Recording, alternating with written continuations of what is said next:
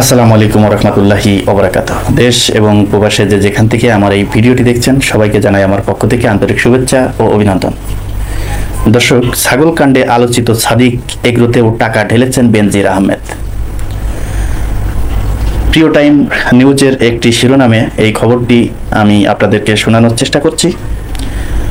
দর্শক, দেশে মাংস উৎপাদনে সংস্কারপূর্ণ অর্জনের সরকারের পশু আমদানি নিরুৎসাহিত করার উদ্যোগকে বৃদ্ধাঙ্গুল দেখিয়ে চলেছেন ছাগলকাণ্ডে আলোচিত সাদিক এগ্রোর সত্তাধারী পরিচয় দেয়া মোহাম্মদ ইমরান হোসেন।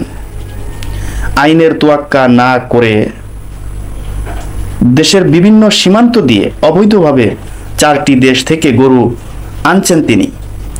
অবৈধ গরু আনতে একটি মাফিয়া সিন্ডিকেট গড়ে তুলেছেন ইমরান।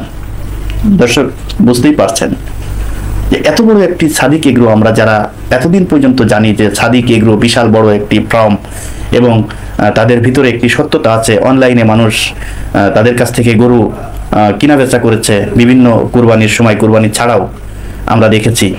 বিশেষ করে কুরবানির সময় হলেই তাদের একটি অনলাইনে যে তৎপরতা আমরা দেখতে পেয়েছি। এই সাদিক এগ্রো থেকে মানুষ বিশ্বাসের সাথে কিন্তু এখান থেকে গরু কিনা বেচা করতেন বলে আমরা জানি। দেখেন এই সত্যতার মাঝে কতটুকু অসত্য লুকিয়ে রয়েছে, যেটি আসলে আমাদের ধারণার বাইরে। তার ওই সিন্ডিকেটে রয়েছে প্রভাবশালী রাজনীতিবিদ ও জনপ্রতিনিধি ও আইন শৃঙ্খলা রক্ষাকারী বাহিনীর সদস্যরা। দেখেন কত বড় সিন্ডিকেট, যে সিন্ডিকেট যে কোনো রাজনীতিবিদ বাধা দিবে সেটাও পারবে না, কোনো প্রশাসন বাধা দিবে সেটাও পারবে না।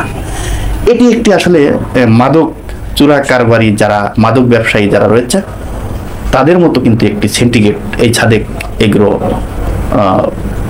গড়ে তুলেছিলেন, যেটি আমরা খবরে, এটি আমার কথা নয়, এটি আমরা প্রিয় টাইমস নিউজের যেই প্রতিবেদন, সেই প্রতিবেদন থেকে আপনাদেরকে শোনানোর চেষ্টা করছি। দর্শক, সাদিক এগ্রোতে বড় অঙ্কের টাকা ঢেলেছেন সাবেক আইজিপি বেনজির আহমেদ। আইনের তোয়াক্কা না করে দেশের বিভিন্ন সীমান্ত দিয়ে অবৈধভাবে ভারত, থাইল্যান্ড, মিয়ানমার, যুক্তরাষ্ট্র সহ বেশ কিছু দেশ থেকে গরু আনছিলেন এই সাদিক এগ্রো। দর্শক, ছাগলকাণ্ডের আলোচিত সাদিক এগ্রোর স্বত্বাধিকারী মোহাম্মদ ইমরান হোসেন খোঁজ নিয়ে জানা গেছে যে ভারত, থাইল্যান্ড, মিয়ানমার ও যুক্তরাষ্ট্র সহ বেশ কিছু দেশ থেকে বিভিন্ন জাতের গরু দেশে এনে চড়া দামে বিক্রি করছিলেন সাদিক এগ্রোর স্বত্বাধিকারী ইমরান। এসব গরু আনতে সরকারি কোনো কর্তৃপক্ষের অনুমোদন নেননি তিনি। আবার যেসব জাতের গরু আমদানি নিষিদ্ধ সেসব গরুও নিয়ে আসছেন তিনি। যদিও প্রাণী সম্পদ অধিদপ্তর বলছেন থাইল্যান্ড থেকে কোনো গরু বাংলাদেশে আনার সুযোগ নাই। 2008 সালে রাজধানীর মোহাম্মদপুরে বেড়িবাঁধ সংলগ্ন ভাঙ্গা মসজিদ গলিতে 20 লাখ টাকা পুঁজি নিয়ে ব্যবসা শুরু করেন ইমরান হোসেন। বর্তমান হাজার কোটি টাকার মালিক তিনি।